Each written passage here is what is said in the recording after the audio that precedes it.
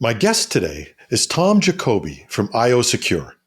And he started in the mid-'80s, so he's been around for a little bit of time, and he's a lot of experience. And we were talking a few days ago about the fact that all too many companies were wasting time and resources in their cybersecurity planning. So I'm glad to bring him in to share his experience and knowledge with us. Welcome, Tom. Thanks, Jim. Great to be here. Let me give you a bit more background on IO Secure and where we came from. Yeah, please. As you mentioned, started a few decades back, and it was a different time. It was a time when companies were accepting really significant weaknesses in their IT infrastructure, and there's a lot of opportunity in the marketplace at the time. And quickly realized that there's an interesting intersection. Companies were moving more and more of their business to the internet, becoming more critical to their success, and yet had to be very, very secure. And really, we've taken that same approach, and we've been running with it since. And it's the reason behind our name, IO Secure Internet Operations, Inc., name we came up with long before the word cloud came into popular usage. Now we're able to assist many of the largest companies in Canada. Wow. That internet thing caught on, eh? I mean, it did. Yeah.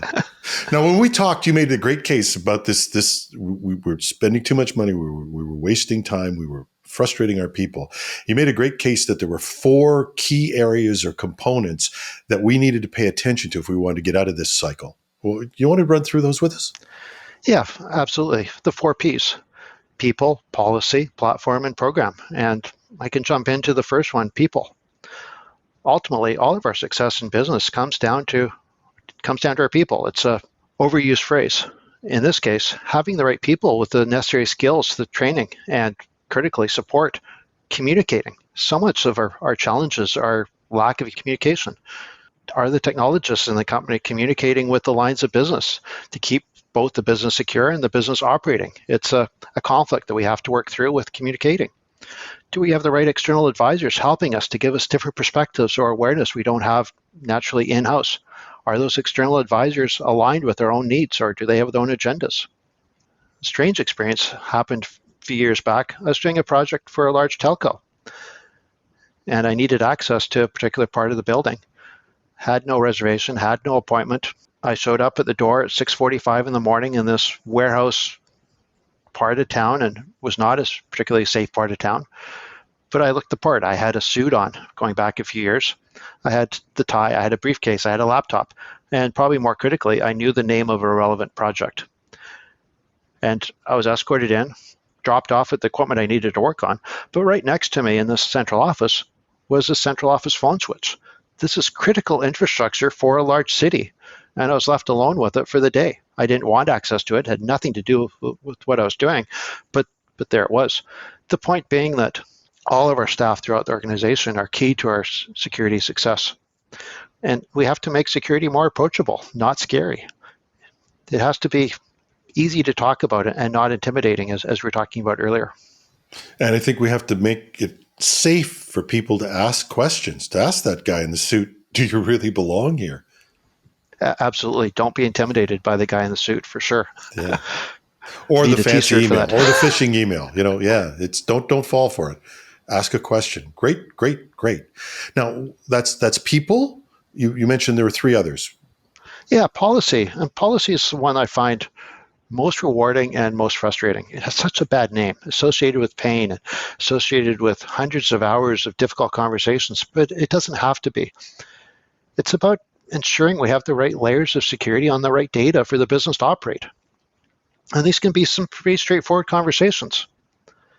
I see so many of our customers spending lots of money on industry-leading products without policy or people in place to benefit from them. And I bet you've seen if you've been in this industry a while, you've seen some real stories of this, right? I'll share some stories.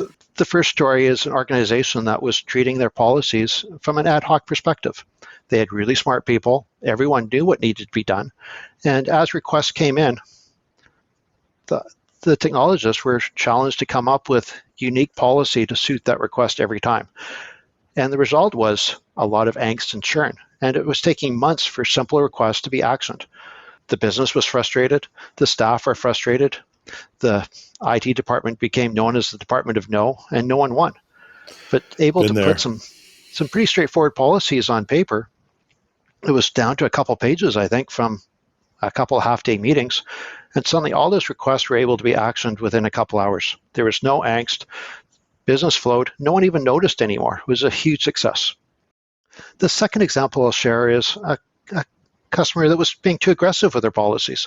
The policies made sense, but they were being applied everywhere in the organization, and the IT infrastructure crumbled. It could not keep up with the load to check everything so thoroughly so many times, and it really hurt the business. Third story I'll bring through is another extreme case, but a customer that was too lax, relied on a junior IT resource to come up with a policy in the early days of the internet. And large company, we all know of them, and they had enough resources, they were able to put their entire accounting department natively on the internet with no layers of protection at all. Obviously, nothing we recommended. Yeah, bad. As one of my senior managers today is still haunted with that phone call he got a few days afterwards with the customer calling saying it's all gone. All their data was gone. All their accounting system devices were empty. Okay. So that's people and policy. What's next? The next one's platform. And platform is effectively the tool set that we use, but it has to be integrated solution. We can't just look at things in isolation. Every tool has issues. Every tool can be compromised. And only by adding layers can we have a hope of protecting ourselves. Back to the policy, some organizations need a lot of layers. A bank needs a lot of layers. Critical infrastructure like water pumps or hydroelectric substations need a lot of layers. These are critical infrastructures. Airports need a lot of security layers. Not everyone needs that much. It's a conversation again. And it's interesting, the world's changed. It's changed dramatically. One example of this is IOSecure no longer has a corporate firewall. Our data is transformed everywhere, and we need to protect our data wherever it is, especially our critical data. It's on our consultants' cell phones. It's on our laptops. Yeah. And I look at the laptop as the new branch architecture these days. It goes everywhere. It goes to almost every country. Our data is at AWS. It's in Azure. It's in Google. And critically, it's at our software providers, companies like Salesforce, ServiceNow, Office 365. We need to protect our data wherever it is. Often, in our case, it's not on a corporate server. And so we need to protect our data where it is, not where it used to be. Yeah, that accepting of the fact that our offices are remote and where the firewall may no longer exist. I've talked about it, just never really heard anybody say it that concretely that we don't have a firewall. In many ways, I look at the authentication services we use as the new firewall, proving that I am Tom Jacoby, proving that you are Jim. Those are critical layers of our defenses in our platform. So that's people, policy, and platform. What's the fourth P? Fourth piece is program. We need to sustain this. The bad guys are out there working 7/24, 365 days a year. They have labs with the exact same infrastructure we have. They have the same firmware on it. They have the same configurations on it. They're testing it every day. They only have to be once right in order to access us. We need to be strong every day and need to have the program in place to keep this running. We need to ensure our policies are current and up to date. Can't just let them stale out. So we need great people, but we also need to make a great environment and a great way for them to work. I wouldn't say place necessarily, but a way for them to work. Definitely. Having the right support in place for our people to succeed is so critical. And coming back to policy, defining what success looks like, also critical.